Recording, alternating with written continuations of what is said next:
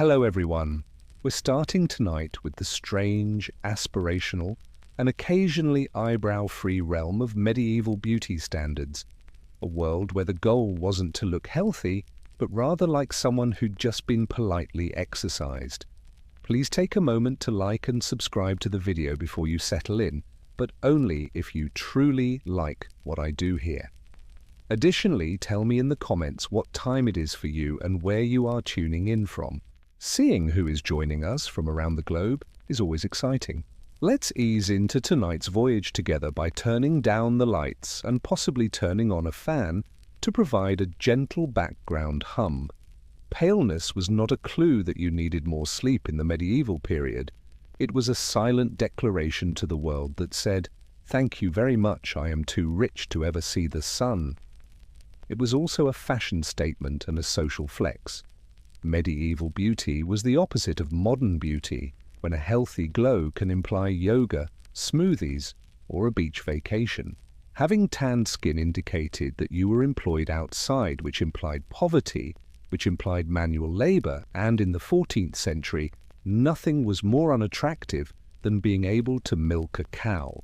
Therefore, your perceived status increased with your pallor. Furthermore, we don't mean a gentle ivory shine when we say pale. Transparent porcelain with vascular undertones and skin so pale that it seemed as though you were a ghost or had just been startled by one. Naturally, humanity aided nature along because it's not always cooperative, especially if you were born with a functioning circulatory system. White lead powder was applied to the faces of noble women and sometimes even men. In addition to giving you that distinctive corpse chic glow, it poisoned you gradually. However, there has always been a cost to beauty. Some would bleach their skin with rags soaked in vinegar. Others used a concoction of egg whites and crushed pearls, which brightened the skin but also caused the cheeks to feel like a stale omelette. In order to mimic delicacy, veins were occasionally painted onto the arms and chest using blue pigment, because acting as though your skin is going to burst is the epitome of noble. Literature joined in as well. In romantic poetry, women were characterized as white as snow, pale as milk, and once as the winter moon. It is a kind way of saying she appears to be in danger of fainting. I adore it. Beauty wasn't the only aspect of this pale aesthetic. Class, purity, and total economic separation from agriculture were all summed up in it. You were winning if you could afford to be weak. In the Middle Ages, being beautiful frequently required dedication, by which we mean a slow, ornamental kind of chemical assault against oneself. Because nature simply wasn't enough for individuals who wanted to have that coveted light complexion. They therefore grabbed for makeup, more especially white face powder that contained lead. Lead, that is, the substance for which we currently block off historic structures. However, it was seen as innovative at the time. A smooth, pale, matte finish, the medieval equivalent of high-definition foundation, was the end result. The skin appeared perfect, but it felt far from perfect after a while. Vinegar and metal were combined to create white lead powder, which was then allowed to corrode into a white crust that could be milled into a fine powder. Put that to use every day, and presto, you had the appearance of a glowing, frail nobleman who secretly wished for death. Even better if your skin started to blister, flake, or fall off in little tactful pieces. It indicated that the makeup was effective, most likely. Nor was this a one-product procedure. Many added chalk dust for longer-lasting effects or rouge based on mercury for color. To create a smooth, glazed appearance, egg whites were rubbed over the face.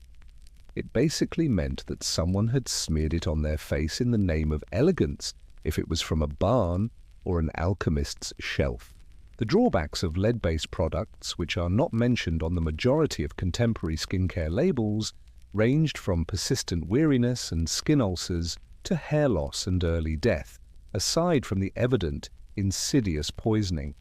However, the style persisted because aristocrats frequently took the picturesque path to the tomb if it meant avoiding being mistaken for a peasant or dying slowly.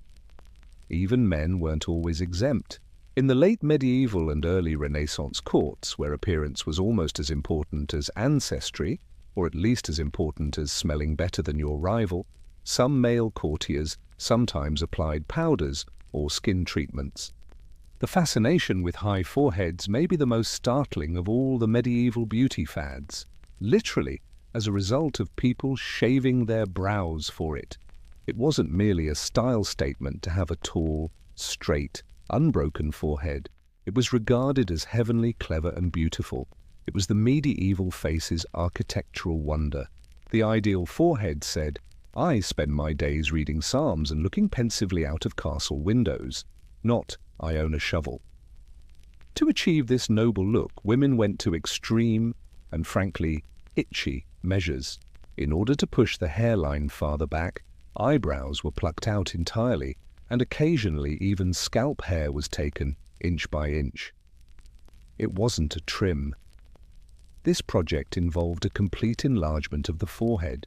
In order to show off a forehead that might serve as a sundial, medieval grooming books recommended that women employ tweezers, heated towels, and depilatory treatments prepared from materials like cat feces, quicklime, or vinegar-soaked leeches. The outcomes were remarkable. Women with placid faces and foreheads so large you could hold a joust on them are shown in historical portraits. This high-domed style became a shorthand for sophisticated beauty when combined with gentle facial features and pale skin. Nor was it just about the face. This look was endorsed by fashion. The hairline was pulled up, or at least the area where your eyebrows used to reside, with the help of tight-fitting hoods, wimples, and hennins, those iconic cone-shaped hats. Furthermore, this wasn't a singular castle fad. Noblewomen from England, France, and Italy embraced the high forehead form, and poets and artists bolstered it by praising women whose faces started close to the head's crown. Of course, not everyone could afford the time or tools to pluck themselves into perfection. Some women therefore feigned it in a moment of medieval cleverness by raising their new forehead a little higher and hiding the remainder with veils or headbands. Yes, exactly. The Middle Ages had their own version of contouring. It just involved a lot more fabric. In medieval Europe, eyebrows weren't just underappreciated. They were deliberately eradicated. While bold brows, feathery arches, and TikTok lessons are popular now, eyebrows were considered superfluous face clutter in the 14th and 15th centuries.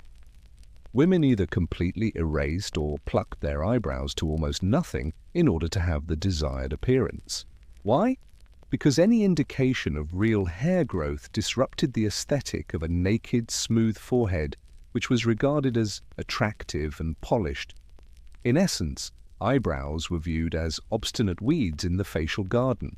To ensure that no hair stood in the way of their alabaster, high-domed magnificence, some even went so far as to shave the entire brow area.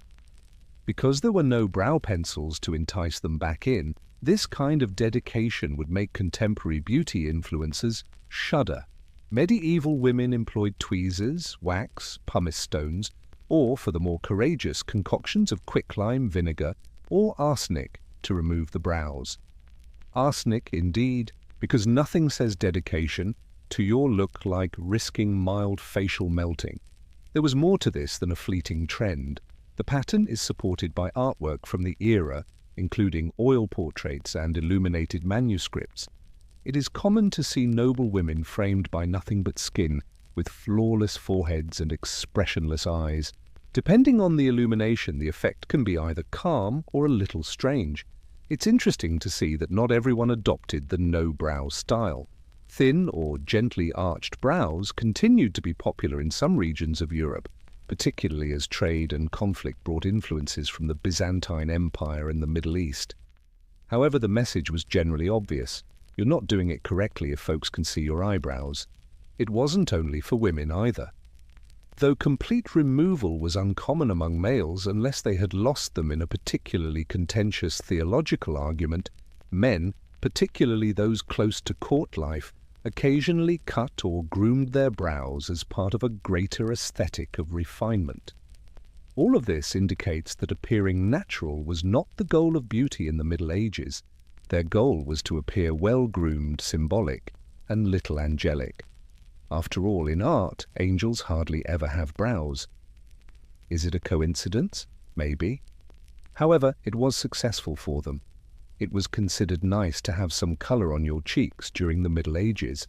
However, there were regulations, social hazards, and a remote possibility of damnation, much like with most aspects of medieval life.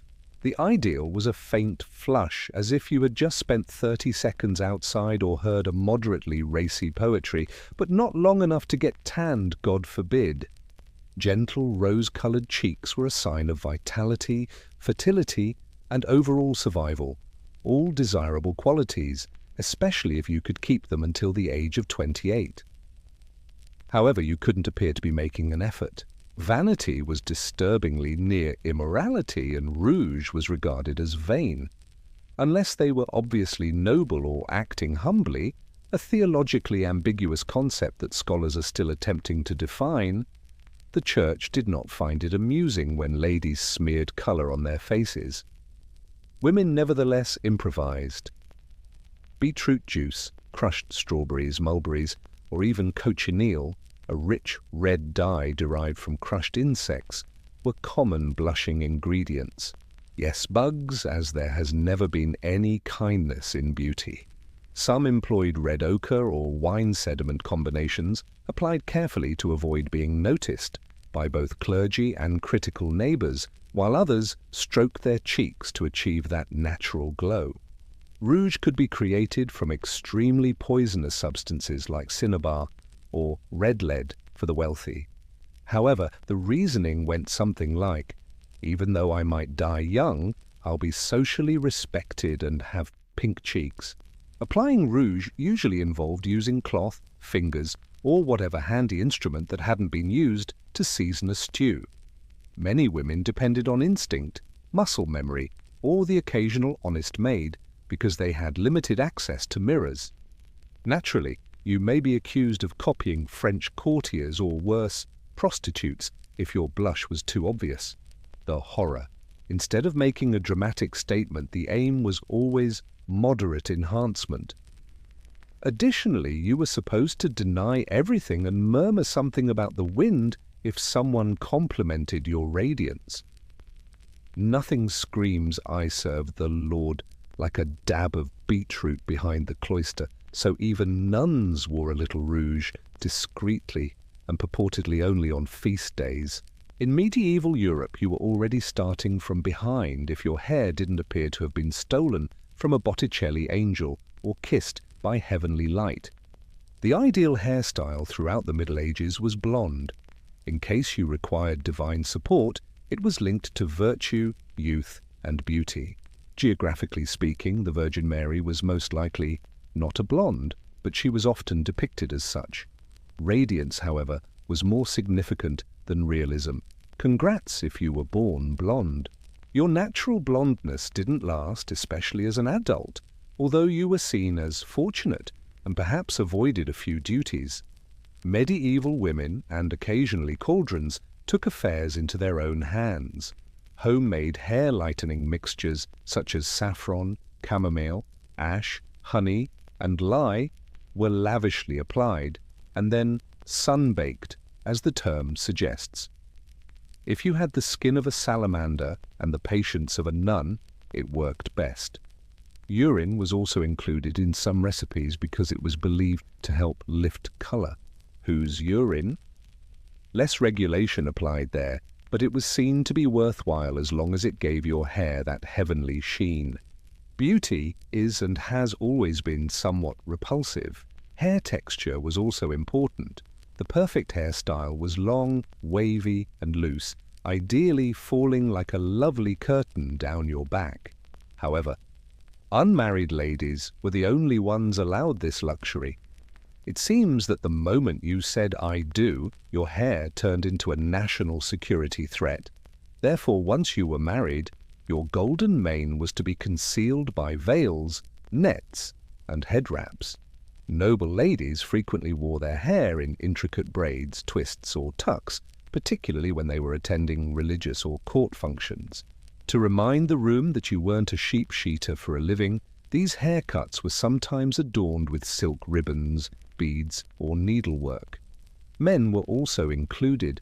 Men with thick, golden hair were frequently glorified in poetry and art, albeit they were not quite as criticized. The shampoo ads of the Middle Ages were knights of flowing hair going into war.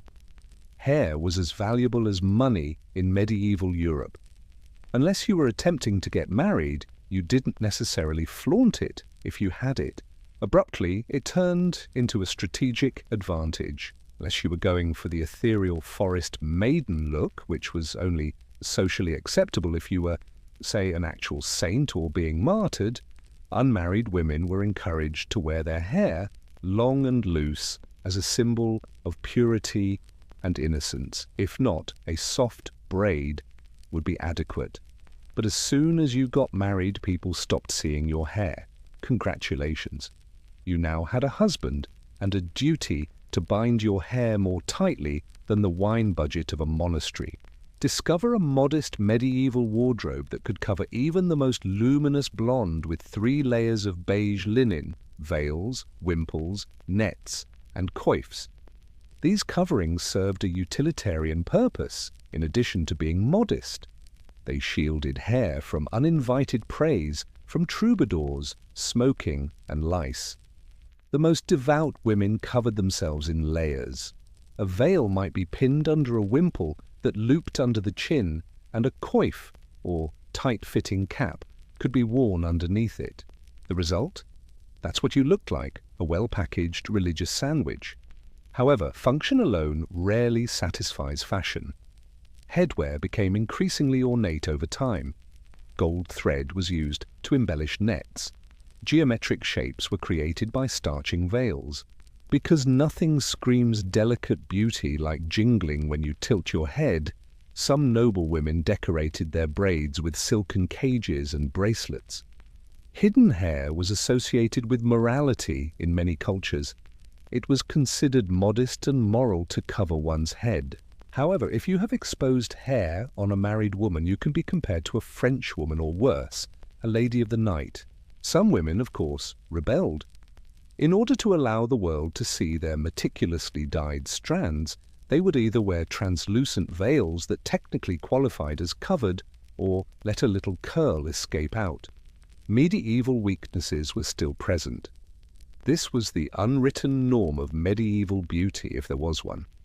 We're not referring to your legs when we say that taller is nobler.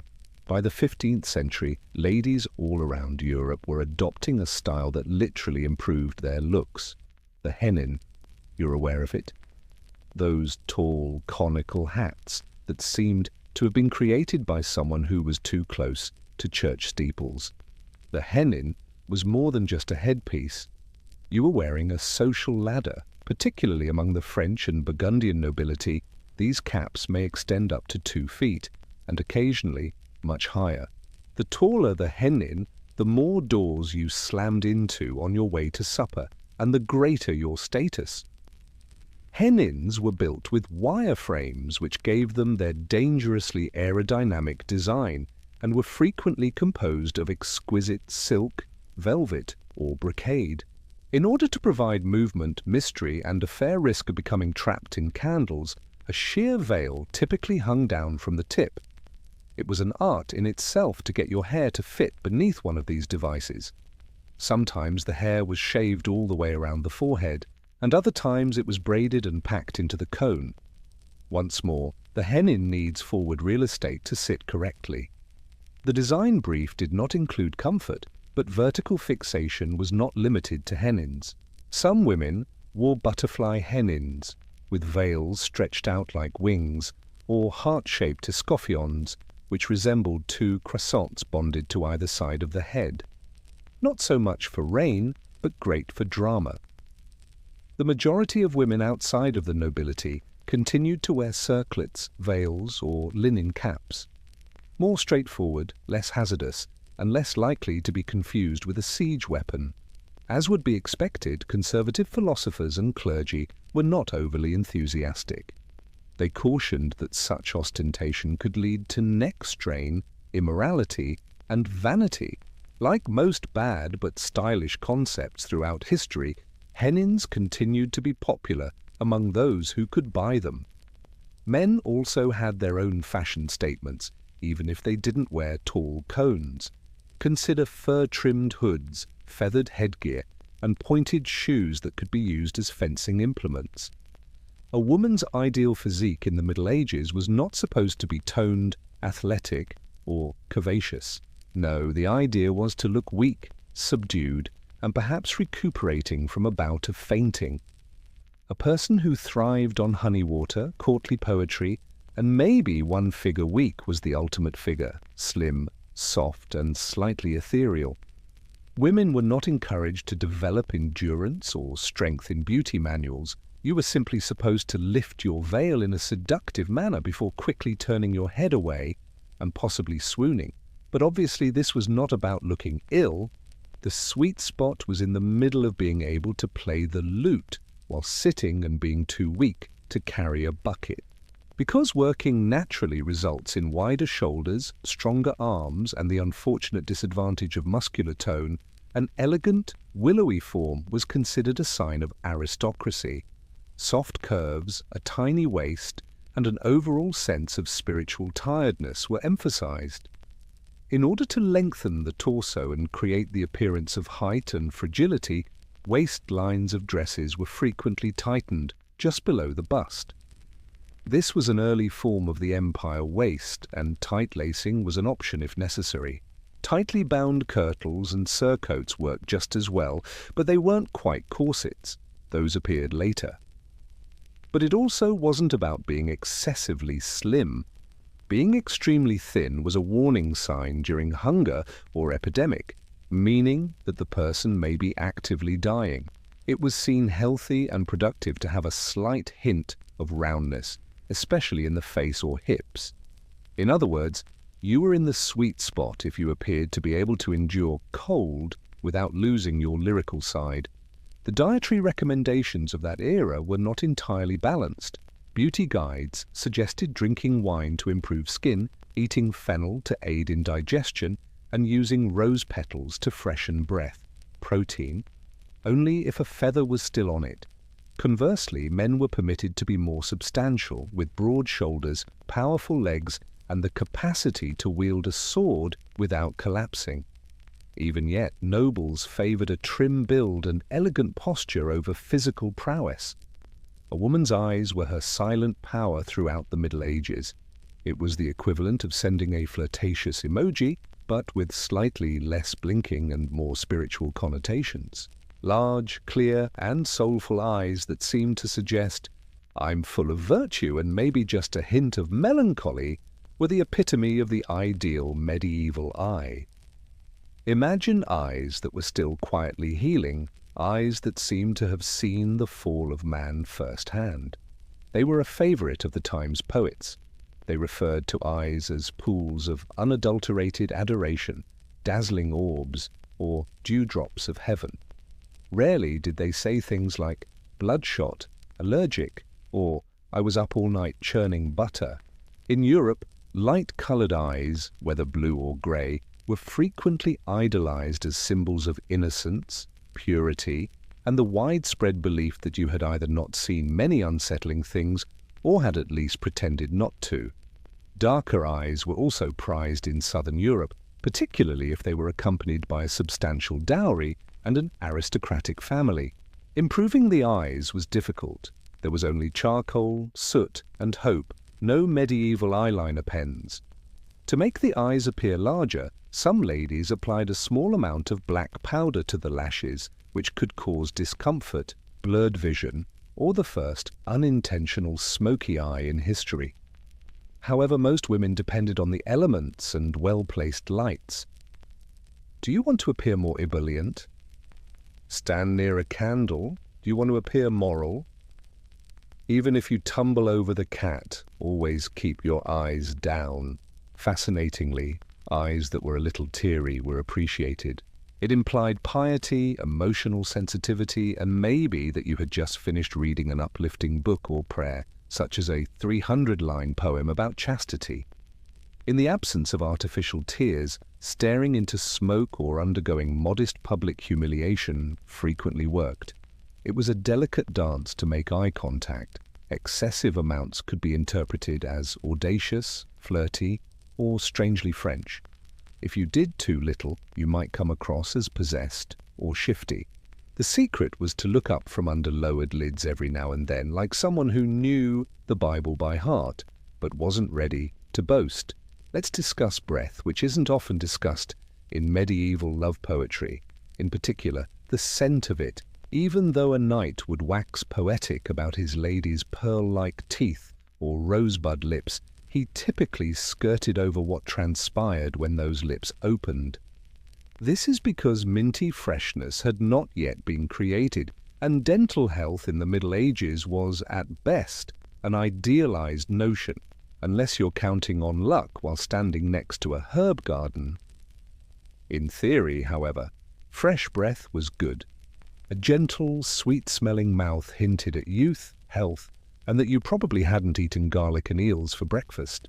However, you had, statistically speaking. Women in the Middle Ages did what they could. They chewed cloves, cinnamon sticks, fennel seeds, parsley, and sometimes twigs, not only for the flavor, but also to maintain a bearable mouth. Imagine it as gum without the mint. It made you a little more kissable, but it didn't make your teeth gleam, or at the very least less frightening when spoken to closely. Herbal pastes and mouthwashes prepared from sage, vinegar, and myrrh were also available to individuals who had access to apothecaries. Because they were costly and because it was seen excessive to open your mouth wide in public, these were used seldom. The modern practice of brushing one's teeth wasn't common. Instead, people used chew sticks, small, fibrous twigs that could be used to scrub and also serve as a distraction while your suitor delivered awful poetry, or cloth to wipe their teeth, or they massaged them with chalk or crushed herbs. Halitosis wasn't particularly romantic, but it wasn't shocking either. They all had more pressing issues like surviving winter or avoiding being burned as heretics, and everyone, after all, had some degree of bad breath. The challenge for noble women was to minimize offense while preserving elegance. Discussions were held at a distance. There wasn't much public love, so when in doubt, fan yourself and appear thoughtful. Extra points for carrying a tiny pomander, a fragrant sphere brimming with plants, which you could gently wave in your own direction when necessary. These days, a beautiful grin can open 1,000 dating applications. During the Middle Ages, like spices or peasant uprisings, smiling was a dangerous endeavor that should only be employed in little doses. Why? Well, dental hygiene wasn't exactly thriving in the Middle Ages. Yes, teeth were vital, but they were more useful for chewing bread than for courting men.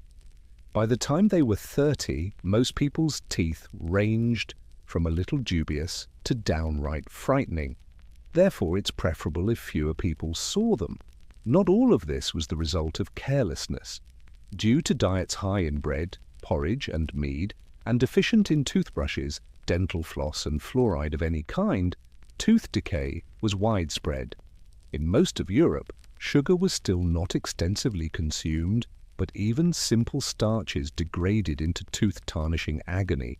Additionally, at the time, dental surgery was basically a pliers-based exorcism. In spite of this, a healthy smile was not publicly praised, but rather silently appreciated. Even white teeth were uncommon and considered a sign of good fortune and youth, as well as possibly a miracle. However, individuals weren't walking around with enormous smiles like in medieval toothpaste ads. A modest, closed-lip smile was actually much more in style. Instead of saying, "I'm excited to be here," I might be thinking of writing a sonnet. To try to clean or whiten their teeth, some women even used powders made of ground-up coral, salt, or sage. These techniques were primarily abrasive and only marginally effective. Think of it like brushing with sand and crossing your fingers. However, teeth were generally accepted rather than flashed. For example, open-mouthed smiles are rarely seen in medieval art. as though they were also subtly aware of the dangers of displaying molars. Even saints and angels typically keep their lips firmly shut. Even men were not exempt. A lady might fall in love with a knight because of his courage and sharp jaw, but no ballad ever mentioned the line that his bicuspids shone like ivory. Troubadours sang about hands, hair, and eyes, rather than breath and bite alignment for a reason. The expectations were very particular in terms of medieval male beauty standards. You couldn't appear as though you had just fallen off a hay cart, but you also couldn't be as chiseled as a Greek statue. Between being prepared to joust and being able to compose a poem about jousting without really engaging in it, there was a sweet spot. Tall, thin, broad-shouldered and, above all, nobly unbothered were the qualities that made a man ideal. Not too strong, which would indicate labour, but not too mild, which would indicate indolence or excessive meed. Only while the squire was occupied did you want to appear as though you could wield a sword. Straight noses, high cheekbones, and a distinct jawline were all deemed attractive. Imagine a village strongman instead of a royal in an illustrated manuscript. Depending on the area and time period, either a well-trimmed beard or a clean-shaven face was appropriate. In any case, it had to appear deliberate rather than as though you had been lost in the woods for a week. Particularly for noblemen, hair was usually groomed and shoulder-length. In many courts, curls were fashionable, particularly if they appeared to emerge spontaneously.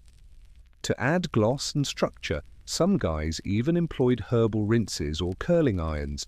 Yes, tiny, heated rods. I'm above manual labour, like waiting for 45 minutes while your page boy styles your fringe, since nothing says that. The manly silhouette was greatly enhanced by clothing. Fitted tunics, tight waists, and padded shoulders all contributed to the perfect body shape, with a focus on posture. No aristocrat slouched. He glided frequently with a trace of contempt, and if a man did happen to be naturally muscular, that was fine, as long as he wasn't caught actually working with those muscles. Fighting in wars was acceptable. Hauling barrels was not. Most importantly, the style was effortless. It was not your place to try to be pretty. You were attractive just because you were born noble, a sort of medieval take on hot without trying, only that you inherited property and a falcon in place of a gym membership. Scent control developed an art form in a time when plumbing was largely a dream with a Latin name and bathing was technically optional. The musket and prey type of art, rather than the glitzy walk through a cloud of Chanel No. 5 kind. Depending on the century, region, and epidemic frequency, individuals did bathe, although not as frequently as we would have liked. Medieval men and women therefore resorted to the olfactory power of herbs, oils, and perfume bags in order to avoid irritating both human and divine nostrils. The first is the pomander, a tiny, hollow metal ball that is worn on a chain or fastened to garments and contains potent herbs such as cloves, rosemary, cinnamon, sage, and sometimes something sinisterly called powder of roses. These served as portable odor shields in addition to being elegant. Imagine them as carrying a Febreze grenade around in the Middle Ages. Additionally, scented combs, handkerchiefs, and gloves were preferred by the nobility. Anything could be used to enhance the scent, including hair, which was occasionally soaked in vinegar infusions or flower waters that had a faintly better scent than perspiration and despair. Speaking of sweat, yes, people absolutely sweated. Medieval garments were heavy, summers were hot, and deodorant was still several centuries away from reinventing armpits. The answer? Layers of linen which could be washed more often than the outer clothing made of silk or wool and absorbed perspiration. In an attempt to fight odors with aromatic hope, some people stuffed herbal sachets into their underlayers. Although there were bathhouses, particularly in the early and late medieval eras, access to them varied greatly. Eventually, communal nudity was frowned upon by the church, which severely dampened enthusiasm for hygiene. As a result, a lot of people started taking dry baths, which are just as unrefreshing as they sound. Wiping oneself with a cloth, then dousing yourself with scented water and acting as though that was sufficient. Then there were the overachievers, who tucked herbs in their bed linens or carried flower petals in their shoes to give off a faint scent reminiscent of someone who had just visited a garden. Beauty was not merely superficial in medieval Europe, it was also morally charged. Sometimes, before breakfast, a composed face could be a trap laid by the devil himself, a social weapon, or a gift from God. Being attractive meant treading extremely carefully. On the one hand, having a pale complexion, symmetrical features and clear skin was seen as a sign of virtue. You were either blessed, God's chosen one, or at least less inclined to steal sheep if you were beautiful. Beauty was characterized by poets, preachers, and painters as a sign of a pure soul. There was a catch, though. You were instantly suspected if you were aware of your beauty, or worse, if you took advantage of it. Remember, vanity was a sin. Furthermore, an excessive amount of attention to one's appearance suggested pride, seduction, or, worst of all, French inclinations. Medieval sermons cautioned that men can be seduced into immorality by women's attractiveness, which was obviously the woman's fault. For a good 1,000 years, medieval Europe followed Eve's example. A woman could be accused of anything from immorality to outright demonic behavior if she were to wear makeup, flaunt her hair, or flutter her lashes on the wrong night. Some even thought that beauty might be a delusion, a masquerade used by sorcerers, or a glamour that witches produced to mislead good men. This may sound dramatic, but keep in mind that in the past, inclement weather may result in your execution by crucifixion. On the other hand, people who lacked features or were plain were sometimes thought to be unfortunate or morally lacking. Not only was it widely accepted, but in some quarters the notion that a character's look was a reflection of their character was considered doctrine. Ugliness denoted punishment, disease, or divine disappointment, whereas beauty denoted grace. Naturally, all of this led to a great deal of confusion. Be lovely, but don't make it too hard. Never appear more gorgeous than the local lord's wife, and shine with virtue without seeming arrogant. That was a one-way ticket to either an exceptionally convenient illness or a quiet convent. Ultimately, medieval beauty standards were a complex moral tightrope that required balancing virtue, vanity, and whatever powdered lead was left in your makeup box. A living representation of imperial might, accuracy, and unwavering continuity, the Persian Immortals were more than just exceptional soldiers. They date back to the 6th century BCE, when Cyrus the Great founded the Achaemenid Empire.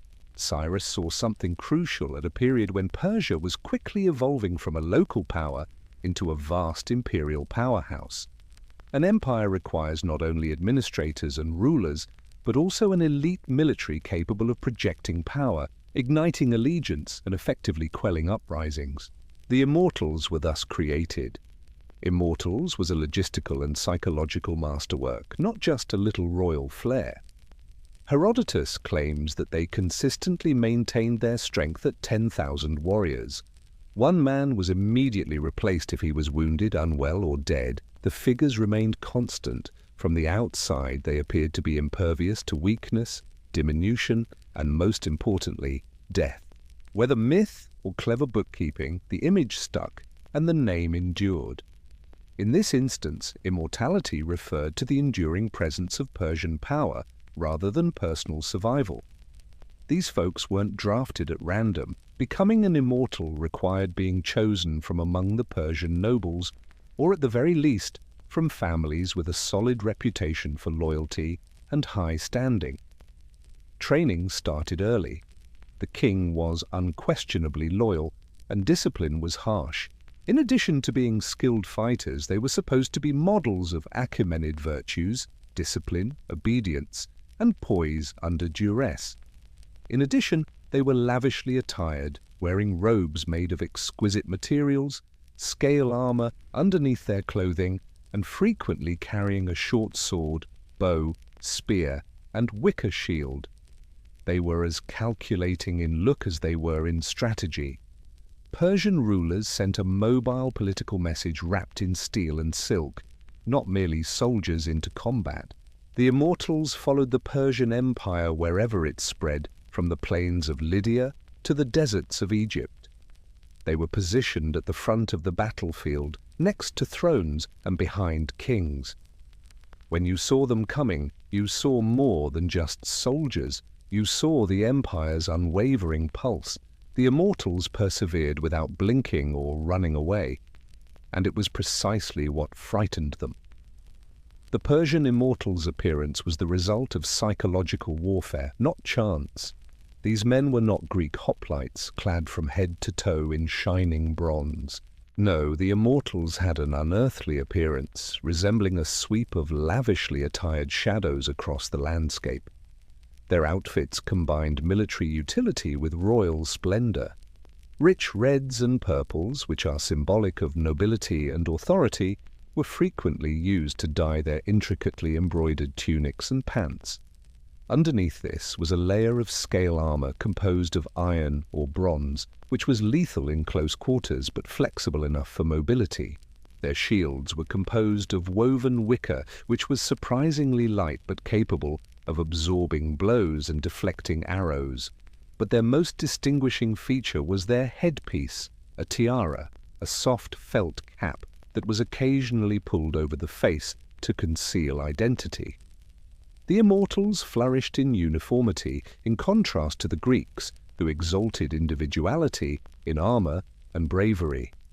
The sight of 10,000 men, all similarly armed and armored, moving in almost silence, was overwhelming.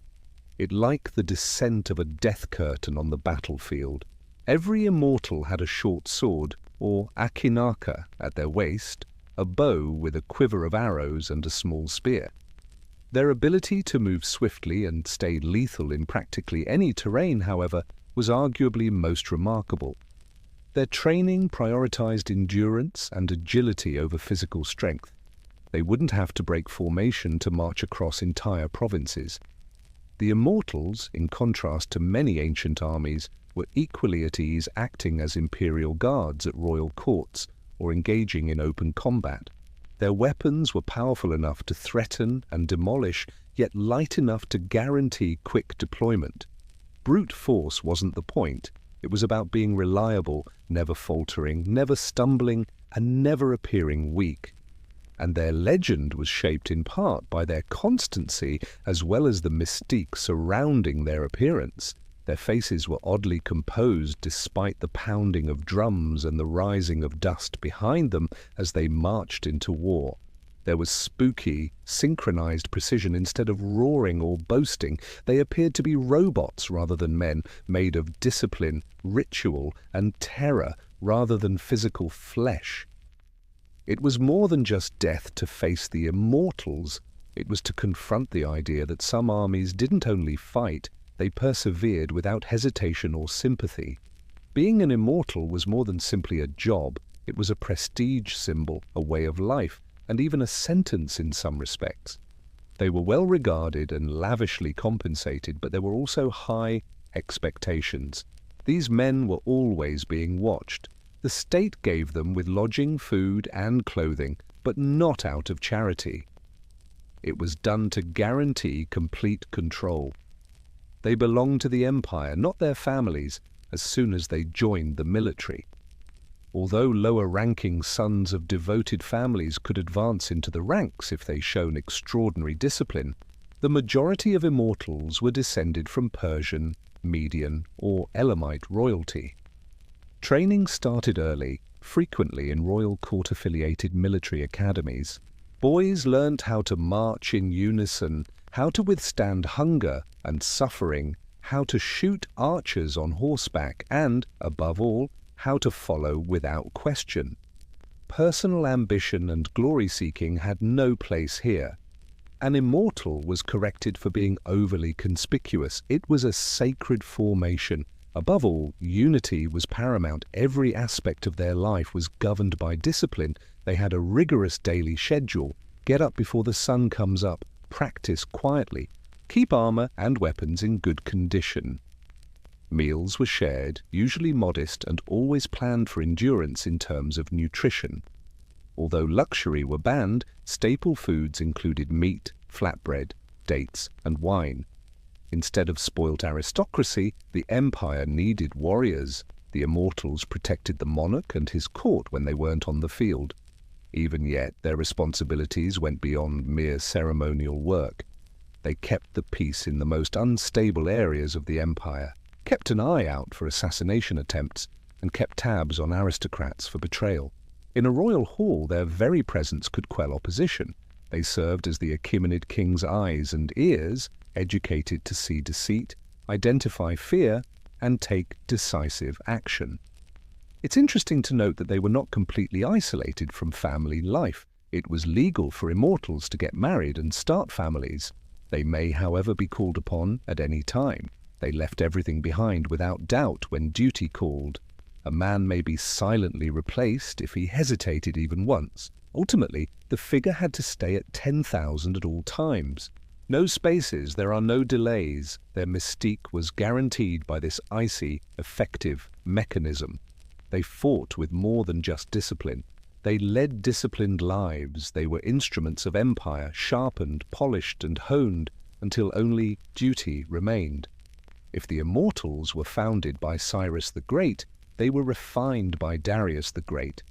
Darius utilized the Immortals to legitimize and solidify his rule when he came to power in 522 BCE, amid palace intrigue and assassinations. They were more than a personal bodyguard now. They were an integral part of his growing imperial administration, an extension of royal authority.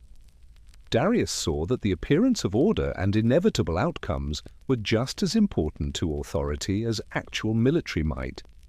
And the Immortals were the best at projecting that image. He dispatched them on high-profile missions, had them stationed conspicuously about his new capital, Persepolis, and paraded them at festivals. They were consistently present, composed, and identical. 10,000 timeless visages of Persian supremacy. Darius, however, also changed their tactical function. The Immortals were a vital component of Persian combined arms warfare under his command.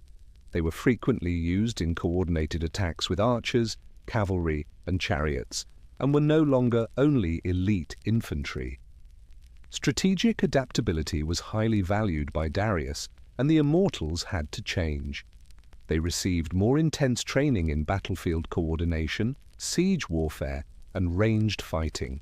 They moved with scary efficiency, moving slowly behind their wicker shields and firing volleys of arrows without ever breaking formation, according to reports from later Greek witnesses. They also got very involved in putting down uprisings. Revolts were common throughout Darius's realm, which spanned from Egypt to the Indus Valley. The first wave of retribution was frequently the Immortals. They served as both a message and a punishment in Scythia, Babylon, and Elam. The king's will is limitless, and the empire is looking on. They gained a more negative reputation under Darius. Not only skilled fighters, but also tools of vengeance and terror. They even improved their symbology. Persepolis's carvings depict people facing eternity in stone, in flawless lines that are identical and styled. These were propaganda, not just portraits. These men are always present, always armed, and they never die. Darius wanted every subject and guest to understand. You'll encounter 1 or 10,000 if you step out of line. The Immortals evolved into more than just a military force thanks to Darius. They were institutionalized terror, enshrouded in gold-threaded silence, woven into the royal image and used with surgical precision. During Xerxes the Great's rule, the Persian Immortals rose to the pinnacle of their renown, and nowhere was there standing put to the ultimate test more brutally than at the slender mountain pass of Thermopylae in 480 BCE. This conflict, which has been mythologized for centuries by art and film, involved more than just an army combat. Two drastically divergent worldviews collided symbolically. Greek city-state rebellion versus Persian imperial order, and the Immortals stood in the middle of the storm. The Immortals were Xerxes' personal vanguard when he invaded Greece with what ancient texts say was the biggest army the world had ever seen. They were a scalpel in the midst of turmoil, not merely a guard for him. They were preceded only by their reputation. The elite troops that battled with perfect accuracy and served kings like gods were known to the Greeks as the 10,000 who never died. Their mystique was shaken by the resistance they encountered at Thermopylae. The tiny route was maintained against successive waves of Persian attacks by King Leonidas and his few thousand Greeks, including the renowned 300 Spartans. Xerxes gave the Immortals the order to breach the Greek line on the second day of combat. It was supposed to be a devastating blow. These were the elite of the elite after all. However, Xerxes did not anticipate the immediate route that transpired. Despite their skill, the Immortals were limited by the pass's narrow terrain. Their shorter spears could not penetrate the Greek hoplites' long dory, and their bows were essentially ineffective in such a small area. They engaged in hours-long conflict with well-behaved Spartans who were prepared for this type of battle and fought in close-knit, interlocking phalanxes. Heavy losses befell the Immortals. Perhaps with some joy, Herodotus observed that they had no greater success than the regular forces. It was more than just a military setback. It was a blow to their reputation. The Immortals, gods of war in stature and fabric, had long seemed invincible. However, they bled at Thermopylae. They perished. And for the first time, the weight of the Spartans' spears and their defiance caused the illusion of their immortality to shatter. They were still fearsome, though, even in defeat. They adjusted, reorganized, and resumed their march. After all, immortality was about endurance more than invincibility. The Persian Immortals' methodology was more fascinating than their training or tactics on the battlefield. Neither magic nor heavenly favor was what actually made them immortal. Administration was the issue, bureaucracy that is cold, effective, and unrelenting. One immortal was quickly replaced when another died, whether from disease, combat, or retirement. There was no ceremony or mourning, just a smooth replacement. Every time, the total stayed at precisely 10,000. This was intentional. It wasn't a lyrical exaggeration. The Immortals were a prime example of the logistics that drove the Achaemenid Empire. They possessed a steady supply of trainees and understudies, young guys being prepared to take over as soon as openings arose. Until they were called up, these replacements were housed in the capital, watched over, trained, and rotated through lower-level tasks. The Immortals were much more than a static, elite group because of their internal organization. They were an ever-evolving, constantly regenerating system of excellence. This was made possible by the careful maintenance of the records. Hazarapatis, or Commander of 1,000, were officers in charge of supply, discipline, and recruitment.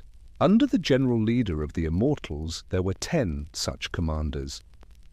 Every man received the proper weapons, meals, housing, and medical assistance thanks to a network of sub-commanders, scribes, and quartermasters working beneath them.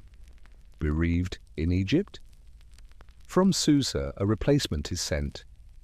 In Media, a soldier has a leg injury while on patrol. His successor has already started packing. This equipment was not only for military use, it had a psychological component. An imperial scare tactic was the appearance of 10,000 unchanging warriors. If you murdered one, another would take his place right away. It made no difference who each of them was. It didn't matter who it was always there. Because the machine never stopped to mourn, the Immortals gave the appearance of unstoppable force, like a hydra of discipline and silk.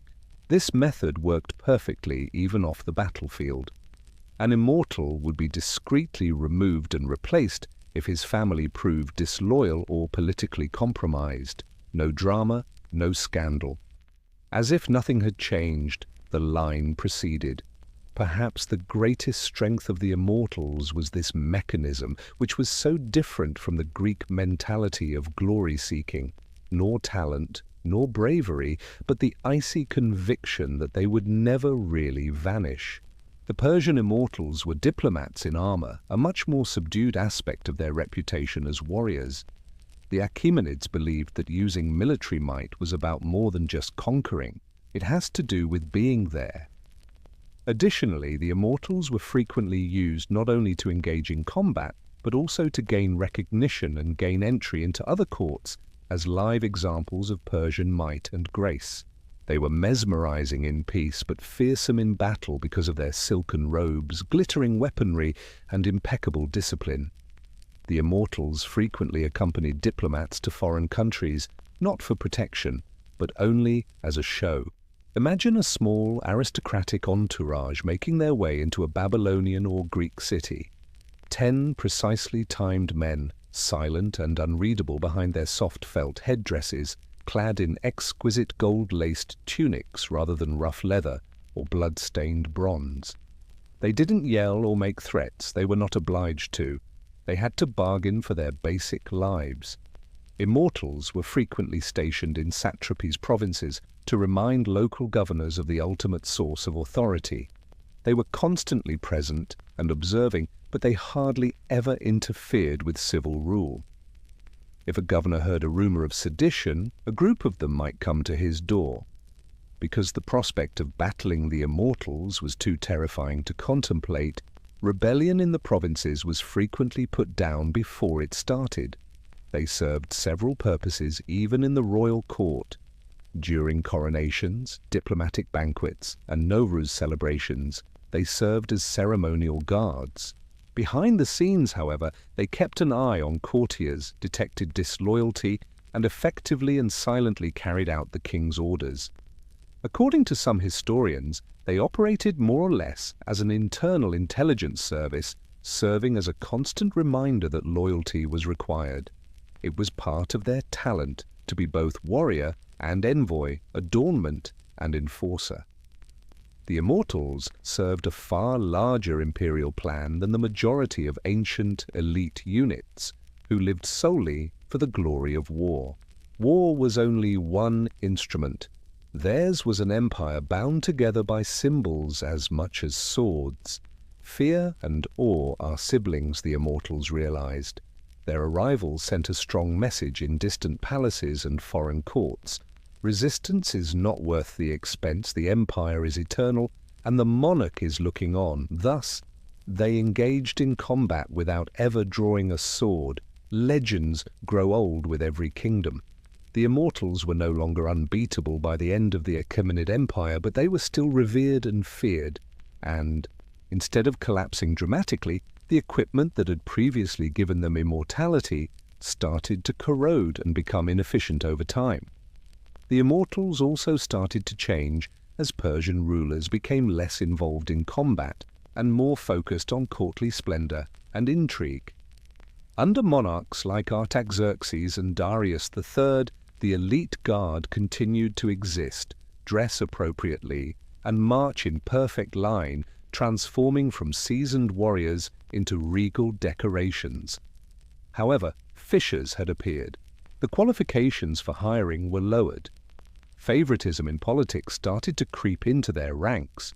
Nobility now pulled strings to include unworthy offspring in the hallowed 10,000, whereas formerly only the most obedient and disciplined men were chosen. It was a subtle but deadly outcome. Discipline without heart, uniformity without spirit. Alexander the Great's invasion of Persia in 334 BCE regrettably brought this degradation to light. The Immortals fought valiantly alongside the Persian center to protect Darius III at the Battle of Gaugamela in 331 BCE, but they were unable to match Alexander's Macedonian phalanx's tactical skill and merciless momentum. They were outmaneuvered, outflanked, and outnumbered. Even worse, the myth was defeated in the conflict. The machinery of immediate replacement failed. and Gaugamela demonstrated that the Immortals were no longer what they had been under Cyrus the Great or Xerxes I, despite the name inspiring awe for generations. Simply put, the backup system that had previously concealed their losses was no longer in existence. The unit never made a full recovery. Alexander entered a shattered empire as he marched into Persepolis and captured the royal palace. It was not defended by the Immortals. At last, the unbroken line had been broken. However, defeat was not the end of their journey. Some of the Immortals survived. Alexander's soldiers appropriated Persian customs. A new elite corps, sometimes referred to by historians as the Immortals again, would later emerge in the Sasanian Empire.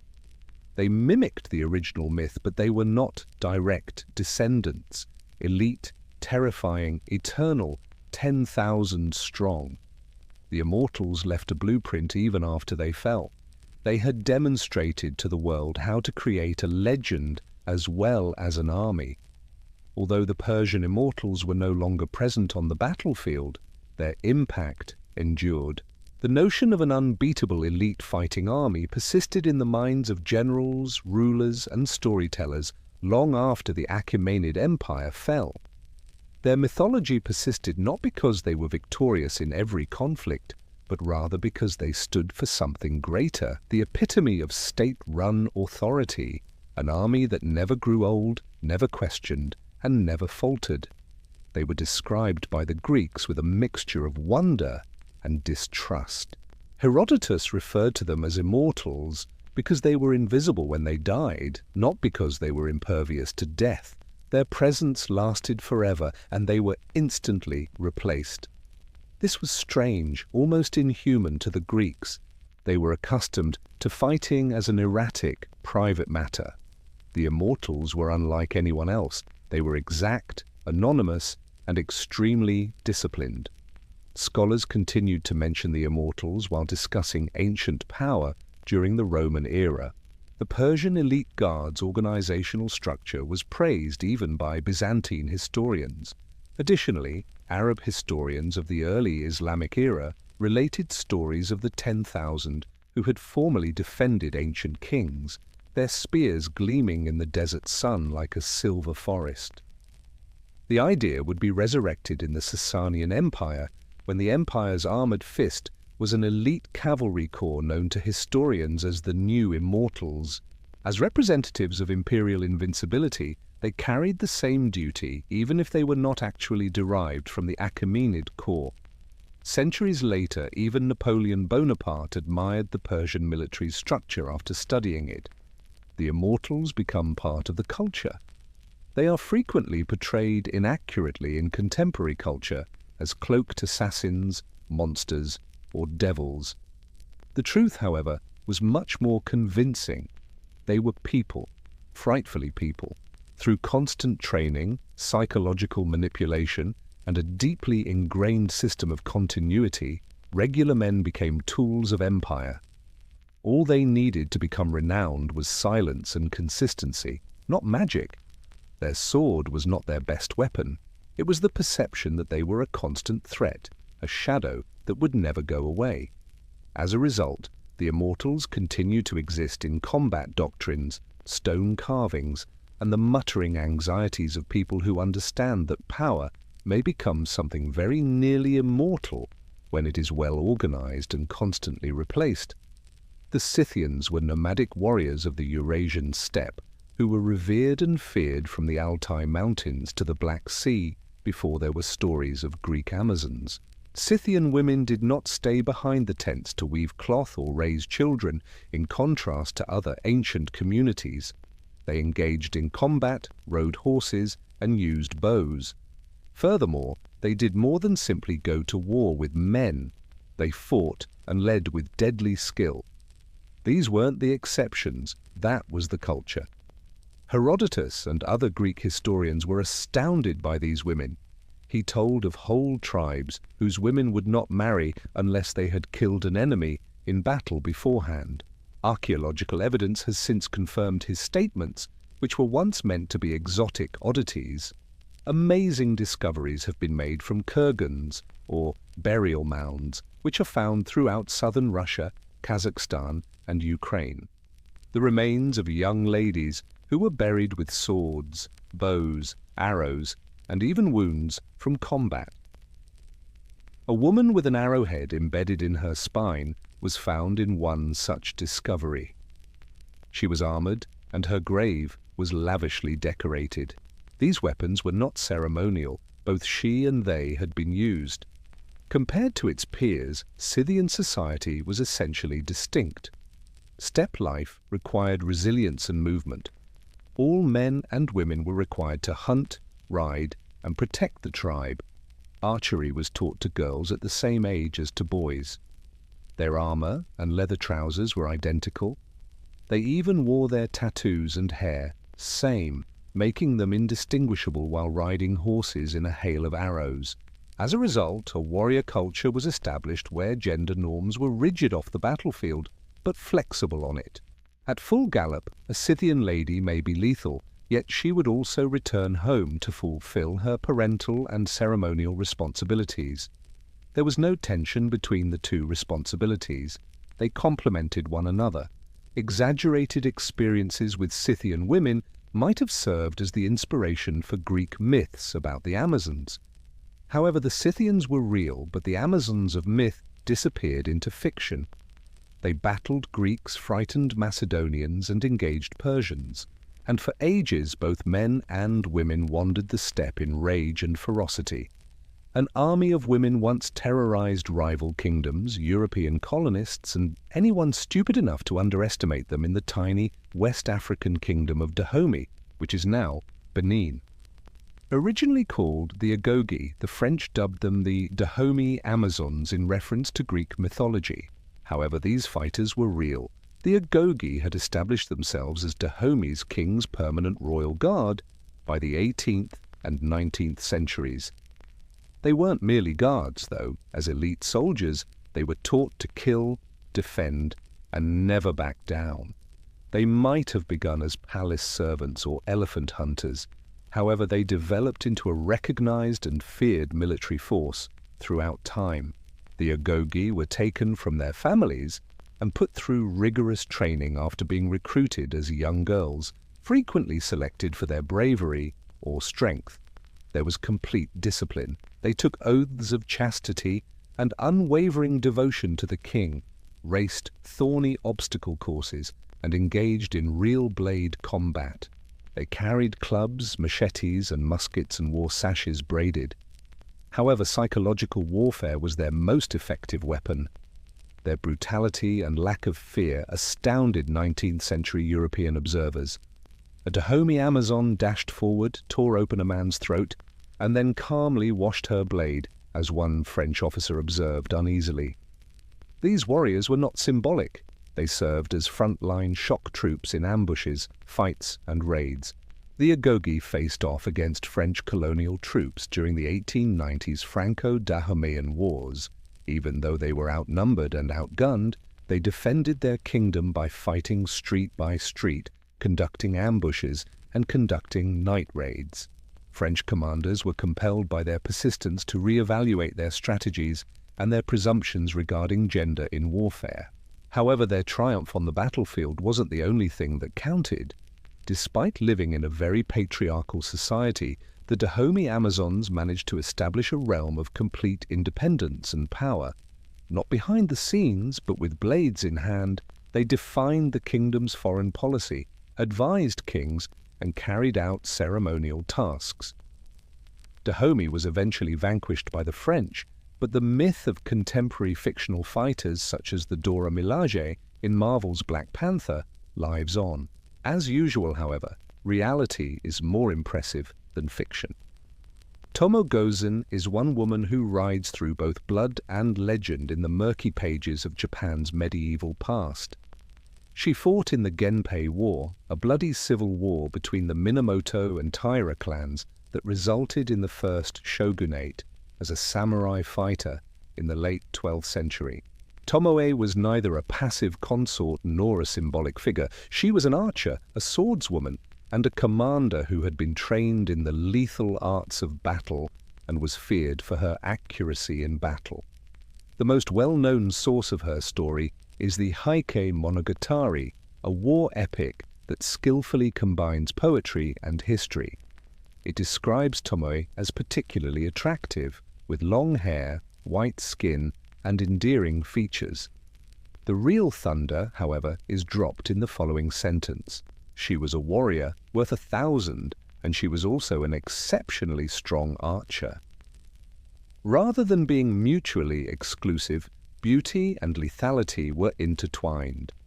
During his attempt to take over Kyoto, Tomoe worked for Minamoto no Yoshinaka, a warlord, and her potential lover. She was neither a battlefield nurse nor a camp follower. She reportedly led troops and even killed several enemies in a single battle, putting her right in the middle of it. When opposing Minamoto forces surrounded him at the Battle of Owazu in 1184, Yoshinaka gave the order for his final stand. Instead of running away, Tomoe decided to fight. She is reported to have dismounted a charging enemy horseman, wrestled him to the ground, and immediately beheaded him in one of her most well-known battles. Then she mounted calmly and went on into the confusion. For centuries, that moment, whether fabricated or real, has stood as a testament to her unparalleled poise and talent. However, Tomoe's post-war fate is still unknown. According to some, she was kidnapped and coerced into marriage. Some claim that she turned into a nun and withdrew into solitude. Others still think she disappeared back into the haze of folklore, like a ghost. Tomoe Gozen's legacy endured in theatre, folklore, and national memory, regardless of the truth.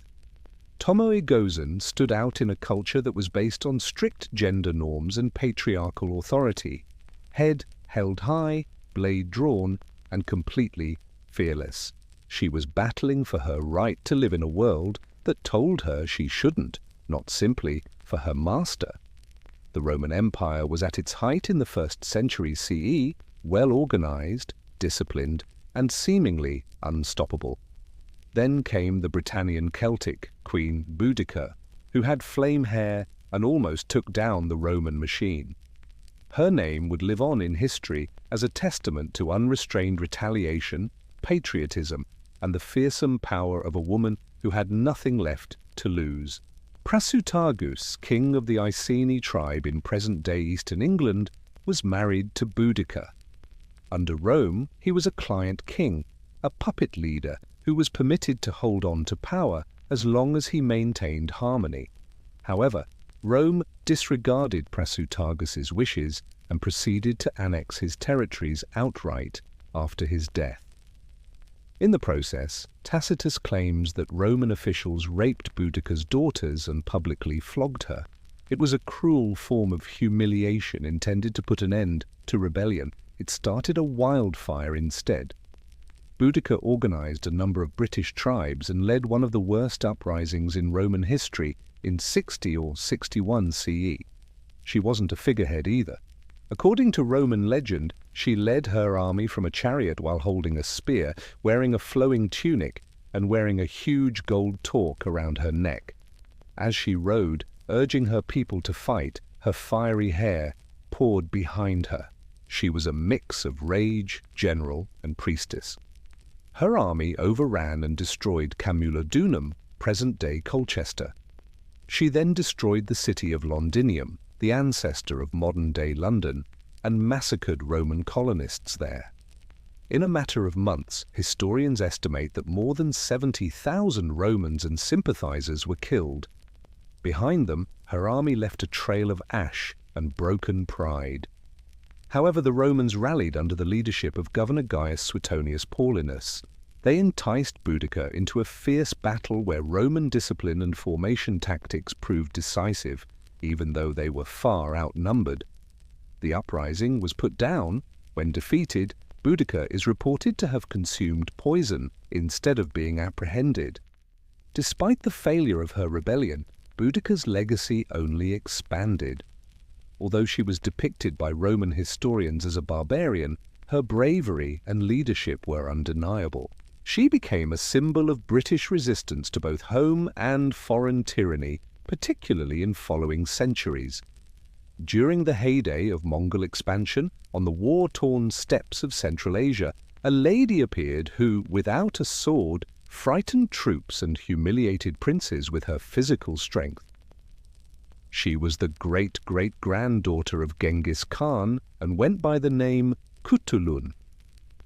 She did more than simply ride in his shadow, though. One headlock at a time, she forged her own legend. The daughter of Kaidu Khan, a formidable cousin of Kublai Khan and a rival candidate for the Mongol Empire's throne, Kutulun was born circa 1260 CE. Raised as a warrior prince, Kutulun received training in horseback riding, archery, and combat strategies. Her skill in wrestling, a highly regarded and competitive sport among the Mongols, was what made her most notable. Rashid al-Din, a Persian historian, claims that Kutulun made a promise to only wed a man who could defeat her in a wrestling contest. Everyone tried, but nobody succeeded. Numerous suitors left feeling humiliated and defeated. Some even bet on their chances with horses, wealth, or herds.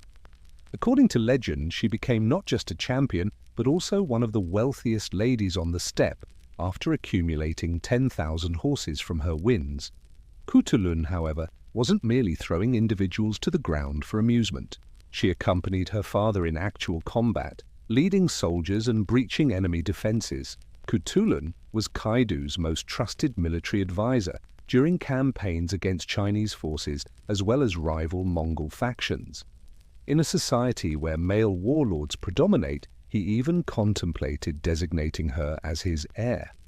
Naturally, this caused blowback. Some Mongol aristocrats muttered that her power was too dangerous and her influence was strange. Although Kaidu ultimately chose a male relative over her as his heir, her fame persisted. Even Marco Polo, who visited the Mongol Empire, described a Mongol princess who could shoot and ride as well as any man and battled like a tiger. She was later romanticized or minimized by historians, who reduced her story to folklore or made her a love interest. Kutulun was genuine, though, and her might was renowned. She demonstrated that a woman could succeed in the center of the world's most male-dominated empire, not because she was permitted to, but rather because no one could stop her.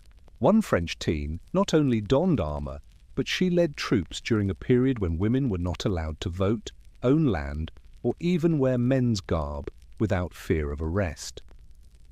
Joan of Arc was an uneducated peasant girl who was born in the little town of Domremy in 1412. However, by the time she was 17, she would lead armies, challenge monarchs, and change the outcome of the 100 Years' War between France and England. Her ascent was not the result of military training or aristocratic ancestry. Joan asserted that she was inspired by God. Saints like Michael, Catherine, and Margaret, she claimed to have heard, informed her that she had been selected to expel the English from France and install Charles the Dauphin as king. It was an outrageous accusation that ought to have led to her being written off as insane. Rather, it secured her a meeting with Charles VII, the future king. She was put to the test in court and interrogated by clergy for weeks, but she managed to pass. They noticed something in her, something inexplicable, something charismatic, something conviction. Joan was then dispatched to Orléans, a beleaguered city that represented the pivotal moment in the war, while wearing white armor and flying her banner. Despite their skepticism, Joan's presence lifted the spirits of the French commanders. She did not simply watch from the sidelines. She rallied troops under fire, led charges, and risked arrows. The French lifted the siege against all odds. The country was excited by the victory. Joan gained notoriety as the Maid of Orléans, a representation of both patriotic defiance and divine favor. Following a series of triumphs, she accompanied Charles to Reims where, as the voices predicted, he was crowned king. However, there are adversaries for fame, power, and miracles. she was taken prisoner by English Burgundian allies in 1430. A pro-English ecclesiastical court tried Joan, who was charged with heresy, witchcraft, and, most importantly, wearing male garb, a crime that carries a death sentence. Even though she was just 19 when she was burned alive in the marketplace of Rouen, her death only served to enhance her notoriety. The church overturned her conviction years later. She was declared a saint centuries later. Japan was rapidly changing by the time Nakano Takeko picked up her naginata, a bladed polearm popular among samurai ladies. As the nation developed in the late 1860s, the samurai class was being decimated. However, this young lady would go down in history as the last authentic onobugesha, or female warrior, of the samurai lineage, in a last defense of the traditional customs. Born in 1847, Nakano came from a distinguished line of warriors and academics. She began studying calligraphy, martial arts, and the classics of Confucianism at an early age. The naginata, her preferred weapon, was more than just useful. It served as a metaphor. It enabled long-range and agile, elegant fighting and was traditionally employed by female samurai. She trained under the tutelage of her martial arts teacher and adoptive father until she was as skilled as the top men in her field. By her 20s, Nakano had developed into a warrior and an educator who taught other women how to use a sword. However, Nakano left when the Boshin War, a civil war between the imperial powers, and the former Tokugawa shogunate, erupted in 1868. One of the final strongholds of traditional samurai resistance, Aizu, was defended by her. Although it was illegal for women to serve, Nakano organized an unofficial group of female combatants known as the Joshitai, or Women's Army. These women bravely fought alongside the men, defending their families, their city, and their way of life while wearing traditional armor and hakama pants. Nakano led her battalion in hand-to-hand combat against imperial forces brandishing weapons during the Battle of Aizu. Witnesses claim that before she was shot in the chest, she killed multiple adversaries. She asked her sister to behead her because she knew she was mortally wounded and didn't want to be taken or defiled. Her sword was interred next to her remains at a Fukushima temple. Even in defeat, Nakano's valor was legendary. Statues of her can be found throughout Japan today, especially in Aizu, where she is revered not only as a warrior, but also as a woman who defied patriarchy, modernity, and death. Lyudmila Pavlichenko was a name that chilled German soldiers on the Eastern Front amid the smouldering remains of World War II. Though she wasn't a myth, a propaganda character, or a morale booster, her adversaries dubbed her Lady Death. She was authentic. The most deadly female sniper in history was a Soviet sniper who recorded 309 confirmed kills, including 36 enemy snipers. Pavlichenko was competitive from an early age, having been born in 1916 in what is now Ukraine. She was a natural markswoman and a fierce patriot. She was only 24 years old and a university student studying history when Nazi Germany attacked the Soviet Union in 1941. She chose to volunteer for the Red Army and picked up a rifle instead of books.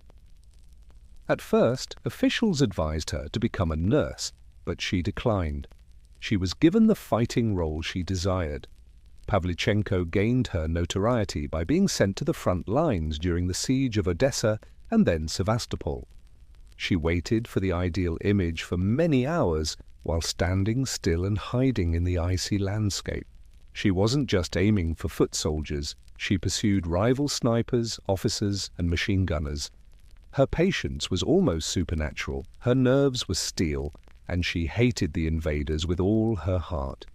She was taken off the front line and sent on a diplomatic tour of the US, Canada, and the UK. After her kill, total skyrocketed. There she became friends with Eleanor Roosevelt, who respected her intelligence and poise, and met President Franklin D. Roosevelt. During her speeches, Pavlichenko criticized reporters for their sexist inquiries about her makeup and skirt length, and urged the Allies to establish a second front in Europe. She didn't fade into obscurity after the war. She trained the next generation of Soviet snipers, obtained her degree, and became a historian. Her legacy persisted despite the trauma and injuries she sustained during the war. She was awarded the Hero of the Soviet Union Medal and is still revered as a national hero in Ukraine and Russia. Lyudmila Pavlichenko did not argue in a world that frequently questions the role of women in combat. She didn't object. She just did the job, better than most people in history. For every well-known figure, such as Boudica, Tomoy Gozin, or Lyudmila Pavlichenko, there are innumerable others whose tales have been overlooked by the general public. After all, men wrote most of history, and women who wielded swords, rifles, or spears were frequently left out, minimized, or reduced to myth. Don't be misled, though. Warrior women have been present for centuries, spanning continents, and their silence was not chosen. Take the Vietnamese sisters Trung Trac and Nhi, who spearheaded an uprising against Chinese rule in the 1st century CE. Before being overrun by stronger Chinese forces, they organized thousands of supporters, rode elephants into battle, and ruled an independent state for 3 years.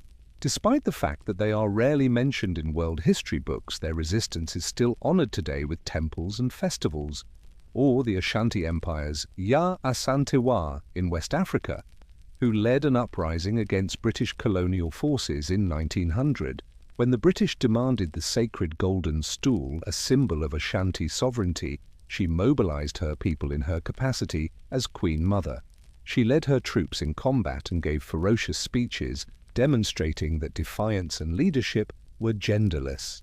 Viking shield maidens were present, though probably not as numerous as myth says. Not as ceremonial tokens, but as warriors, women were buried with weapons, armor, and even war horses, according to archaeological discoveries. In the American Southwest, there were Apache women warriors such as Lozan, a spiritual warrior who fought and rode alongside her brother, the well-known leader Victorio. In every time period and place, warrior women fought to defend their homes, families, and cultures, not always to conquer. Some were peasants, some were queens, some fought as lone figures in resistance movements, and some led armies. However, this disproved the myth that only men should fight wars. They are reclaiming their legacy today. The stories of these women are finally coming to light again, thanks to academic studies and pop culture depictions, and every name that is found again serves as a reminder. History includes both the written and the unwritten. These women asked to be respected, not remembered, and the world is finally starting to pay attention. Music served as ritual, power, and language in the center of ancient Mesopotamia, which is now Iraq, and the lyre was the instrument that best embodied this. The Mesopotamian lyre, one of the oldest stringed instruments in the world, originated in the Sumerian city of more than 4,500 years ago, where music was incorporated into both temple rituals and life at the royal court. Instead of being straightforward wooden harps, the lyres of were elaborate, exquisitely crafted instruments that were frequently embellished with lapis lazuli, gold, silver, and intricate animal patterns. The bull-headed lyre, which Sir Leonard Woolley found in a royal tomb in the 1920s, is among the most well-known examples. Its head was covered in gold leaf, its beard was made of lapis, and its sound box was shaped like the body of a bull. The bull was a sign of strength, therefore its use atop a lyre might have had a spiritual rather than a decorative purpose. The sound of the lyre was haunting and resonant when played with the fingers or a small plectrum. Scholars believe the Sumerians utilized a heptatonic scale, which consists of 7 notes, similar to modern Western music, even if we are unable to hear ancient tunes exactly as they were. Early musical notation on clay tablets offers tantalizing hints that scale construction and music theory were around even in those days. These lyres were not limited to the halls of palaces. Offerings and prayers to the gods were accompanied by music in temples. To honor deities like Inanna and Enlil, hymns were sung to the accompaniment of lyres, transforming music into a holy conduit between the divine and the human. Lyres were used to lament the deceased and assist in guiding souls into the afterlife during burial rites. They were more than just tools, they were voices of change and evolution. In Mesopotamian society, musicians were highly esteemed. Some were court entertainers, while others were female priestesses. They frequently learned from an early age in organized schools for scribes and musicians, memorizing intricate tunes that were passed down orally. Even before Mozart, before medieval minstrels, or even before Homer's sung epics, people were plucking strings in the desert in search of beauty and sound. Today, we may hear the gentle, twanging echoes of these ancient lyres being played in museums and reconstructions. The aulos cried, screamed, and danced through the ancient Greeks' hearts as the lyre softly sang to the gods. This double-piped, reed-blown wind instrument was no soft flute. It was intense, passionate, and relentless. The Greeks saw music as ethos, a force that molded the spirit rather than merely amusement.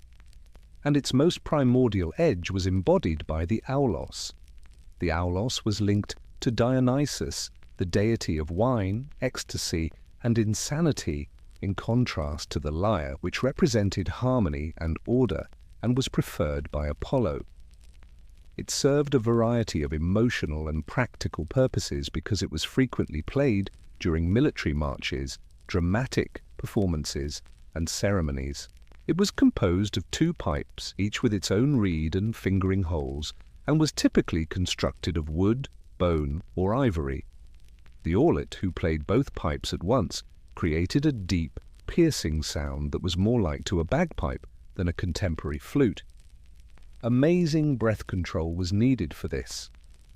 In order to play continually, musicians frequently employed a method known as circular breathing, which involves inhaling through the nose and exhaling through the cheeks. Athletes occasionally made fun of aulet players for their ungainly appearance because of how much the effort distorted their faces and puffy their cheeks. However, in some groups, aulet players were revered, even respected, in spite of the jokes. Calm background music was not the purpose of the aulos. It stirred the blood. It accompanied comedies and tragedies in ancient Greek theatre, giving Sophocles and Euripides' plays more energy and atmosphere. Its screaming voice cut through the confusion as it kept hoplites marching in unison during battle. Additionally, it caused dancers to enter trance-like states during Bacchic ceremonies, blurring the distinction between possessed and performer. Plato's relationship with the aulos was complex. In his Republic, he famously dismissed it as too emotionally overwhelming, preferring instruments like the lyre and cithara for their cerebral clarity. Yet even he couldn't deny its force. Sometimes in the same sentence, the aulos could evoke ecstasy, mimic rage, or mimic sadness. Today, bits of ancient orloi survive in museums, and modern reconstructions hint at its primal force. In contrast to the lyre's mathematical balance, the aulos was not about perfection. It was about release. It carried the sound of conflict, seduction, sadness, and frenzied activity. Music was more than art in China's ancient courts and scholar studios. It was philosophy in action. The guqin and guzheng, two stringed zithers that conveyed the sounds of dynasties, meditation, and poetic contemplation, are two instruments that best represent this. Despite their apparent similarities, each had a unique influence on the development of China's musical identity. The guqin is the older of the two, an instrument with almost 3,000 years of history. It had a long, fretless hardwood body with 7 strings that produced soft, low tones. The guqin's soft slides, harmonics, and plucked notes reverberate like raindrops on ancient tile, creating an almost whisper-like sound to the untrained ear. However, these sounds represented the harmony between heaven and earth to Chinese sages and scholars. According to legend, Confucius himself played the guqin because he thought it promoted morality and inner peace. Becoming a performer was not the goal of learning to play the guqin in ancient China. It has to do with civilization. The guzheng, a younger, louder cousin with a brighter tone and a more public life, stands in contrast. The guzheng was designed for performance and has 16 to 21 strings or more in more recent models. Rich melodies and dramatic glissandos are made possible by its curved wooden frame and movable bridges. With plectras fastened to their fingertips, musicians pluck the strings, producing note cascades that resemble flowing water. It was popular in military camps, folk music, and palaces. The guzheng sang to the crowd while the guqin whispered to the soul. Both instruments were used in storytelling and ritual. Meditation, philosophical discussions, and poetry readings were frequently accompanied by the guqin. The guzheng was used to tell historical epics and at banquets and operas. With the help of exquisite fingerwork and vibrating silk strings, its music could evoke rushing horses, flowing rivers, or sobbing lovers. In ancient China, these instruments also symbolize gendered spaces. While the guzheng became more commonly associated with female performers, particularly in later dynasties, the guqin was traditionally played by male scholars. Nonetheless, both were valued, taught in music schools, and incorporated into the balanced education principles of Confucianism. Both guqin and guzheng are still played today, resurrected in both traditional and modern contexts. They continue to be vibrant reminders of China's past, when music was not only heard, but also experienced as a means of achieving morality and emotional depth.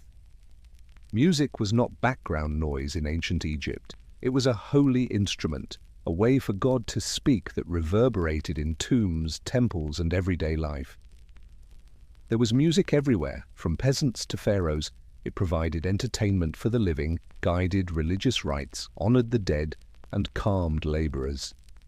And just as varied as the Nile itself were the instruments that created this soundscape. The harp was one of the earliest and most recognizable Egyptian instruments.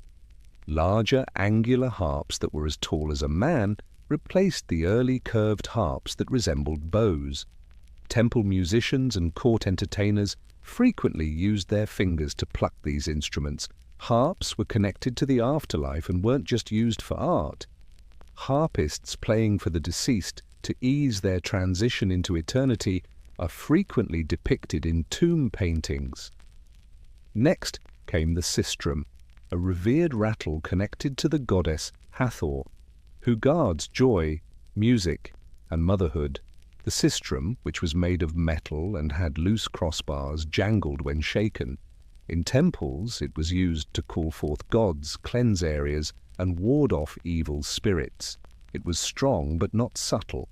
It was thought that a sistrum's shaking would appease the gods and preserve cosmic order. Breathy melodies were added to processions and rituals by flutes, which were frequently made of reed or bone. A precursor to the Greek aulos, the double clarinet produced a rich, buzzing harmony by playing two pipes at once. Frame drums, hand clappers, and even castanets were used for percussion, particularly during dances and festivals. In Egypt, professional musicians occupied esteemed positions. Numerous women were portrayed in art as singers and harpists who frequently performed for temples. These women weren't just performers, they were powerful spiritual beings, musicians of Isis, and chantresses of Amun. Music could be used to commemorate the passing of life and death, honor the gods, and accompany offerings. Egyptian notation is still hard to find. Not many musical records have survived in contrast to Mesopotamia or Greece. However, the vivid depictions of their instruments in temples and tombs tell us enough. For the ancient Egyptians, music was a combination of emotion, structure, and magic. Music was vital even in death. In the Egyptian paradise known as the Field of Reeds, instruments were buried with their owners in the hope that they would play once more. Music was not a hobby to them, it was the language of eternity. Ancient African cultures employed rhythm, which is far more immediate and primordial, long before written words etched history into stone. Drums were more than just instruments throughout the continent. Voices were heard. They recalled, summoned, spake, and commanded. Ancient African societies used music, particularly percussion, as a living, breathing language that conveyed identities, laws, stories, and the divine pulse. Although drums differed by location and function, the talking drum, which originated in West Africa, was one of the most famous. This hourglass-shaped drum, which was strung with leather cords, could replicate the people's tonal language. By varying the tension on the cords and striking them with a curved stick, proficient drummers were able to speak complete phrases. Before paper or the postal service were invented, messages were delivered across villages to announce royal summonses, births, deaths, or warnings. The first wireless communication device on the continent was the drum. Drums, however, were more than just useful. They had a spiritual side. Drums were used to call out ancestors and gods in kingdoms such as ancient Kush and Nok. They honored monarchs and gods in complex court ceremonies at If and Benin. Funerals, healing rites, and initiation ceremonies all relied heavily on drumming. It was believed that waking powers beyond the veil was the result of beating a sacred drum. There were several different types of African drums, including the djembe, dundun, bugarabu, and kidi. Each had a distinct place in the musical hierarchy. They were carved from single wood, meticulously hollowed, and fitted with animal hide, each tuned to a distinct pitch or tone.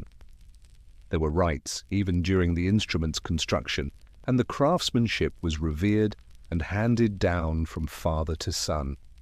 Furthermore, percussion was not limited to drums.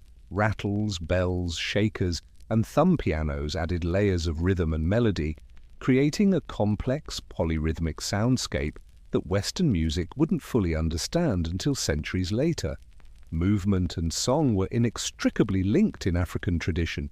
You did more than simply listen. You inhaled, sweated, and danced with it. The drummer didn't play music. He served as a conduit, directing spirit, energy, and collective memory. These rhythms influenced diasporic music from Brazil to the Caribbean as they made their way through the trans-Saharan trade, the Nile, and eventually the Atlantic slave trade.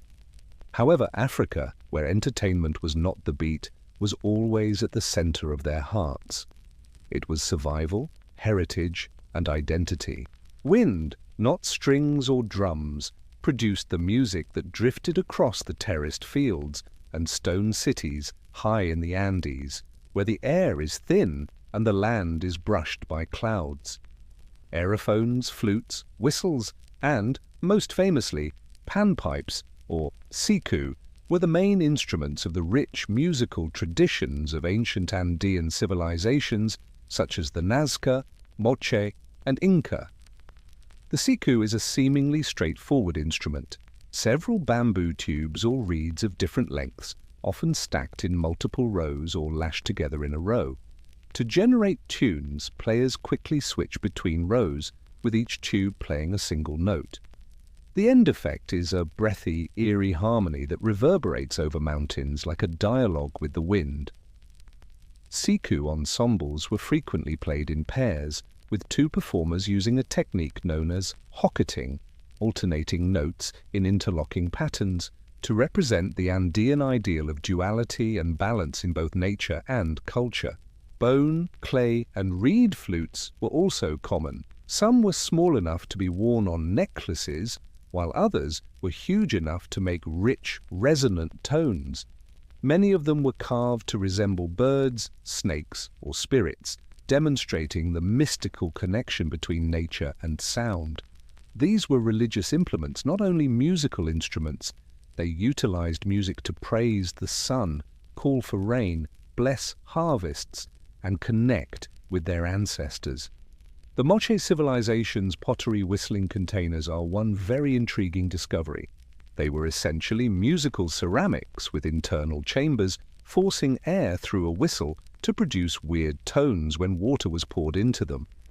These were probably employed in ceremonies, fusing music, air, and water into a one ceremonial performance. Every stage of life was accompanied by music in Inca society. There was music for every occasion, from funerals to birth celebrations, from military parades to agricultural festivals. As a kind of spiritual devotion, Inca musicians performed for gods such as Pachamama, the soil, and Inti, the sun, giving their breath. Even soldiers used flutes to accompany their marches, transforming combat into ceremonial dance. Even if many indigenous customs were all but destroyed by Spanish invasion, the sound of Andean flutes persisted.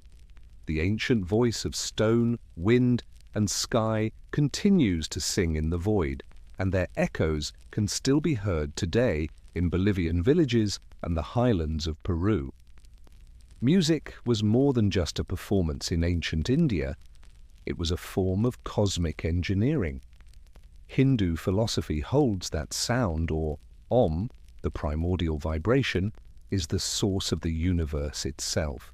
This conviction gave rise to one of the most complex and long-lasting musical traditions in the world, which is based on ritual, mathematics, and spiritual development. Hymns called Saman chants, which were intended to be sung rather than merely recited, can already be found in ancient writings like the Vedas, which date back to at least 1500 BCE. These hymns, whose particular melodies were intended to harmonize the soul with divine forces, were a part of sacred rituals. The Brahmins, the priestly caste, received training in musical cadence and voice modulation in addition to philosophy and fire offerings. Accuracy was crucial. Theoretically, a mispronounced note could taint the ceremony. Both sonic and symbolic functions were fulfilled by the earliest instruments used in Vedic and post-Vedic India. A plucked string instrument with a resonating gourd, the veena came to represent education and the manifestation of God. It has been and continues to be linked to the goddess Saraswati, who is the patroness of the arts and wisdom. Its strings were said to reverberate the vibrations of the universe, enabling the player to use melody to connect with universal truths.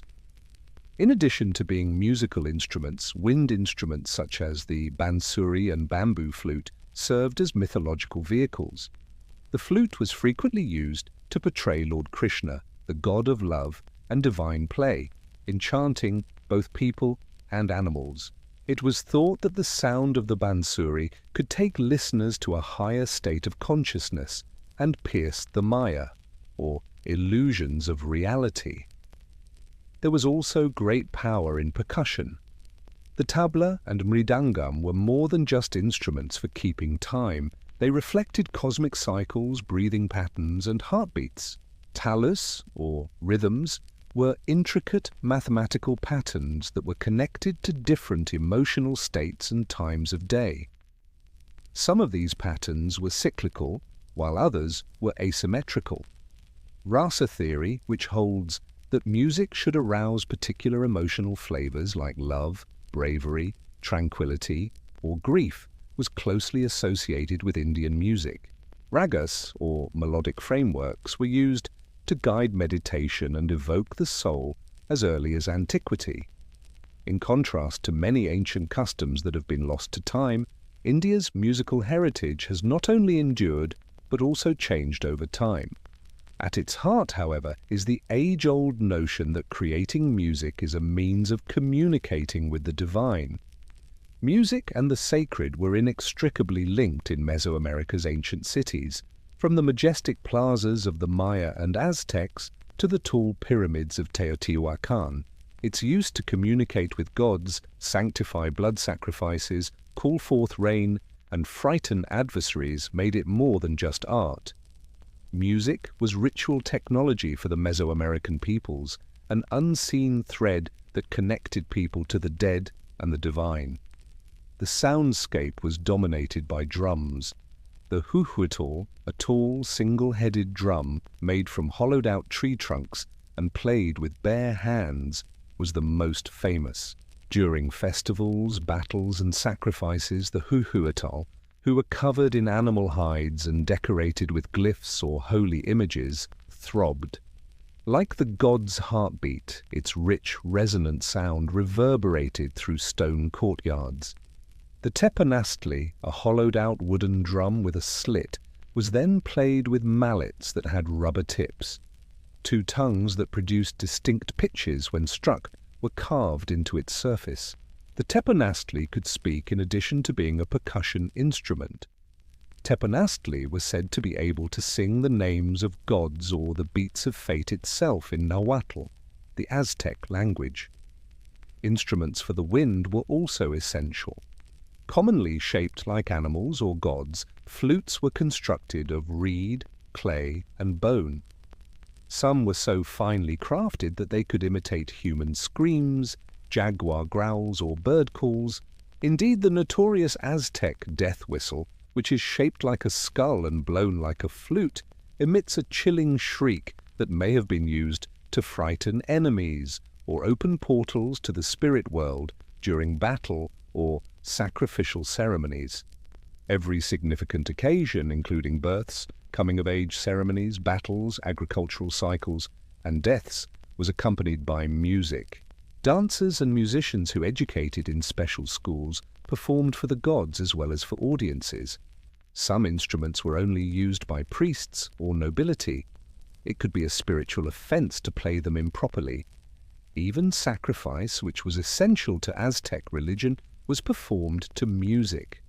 Hearts were offered to the sun as flutes wailed, drums pounded, and conch shells howled. The music energized rather than calmed. It kept the cosmic engine running, fed gods, and led souls. Music did not serve as a background in Mesoamerica. The ceremony was the event. It was not intended for amusement. It was supposed to change. Ancient civilizations have come and gone, but their music has never really perished. It lingers, not always in music, but in ritual, design, and cultural DNA. Ancient music, in many respects, was never intended to be recorded or preserved in sheet music. It traveled through mouths, hands, and hearts, a dynamic custom that is preserved through performance and memory. Consider the Indian Vena or the Chinese guqin. These are not artifacts from a museum. They're still played today, frequently employing techniques that have been passed down for millennia. Performers embody ancient sounds rather than merely imitating them.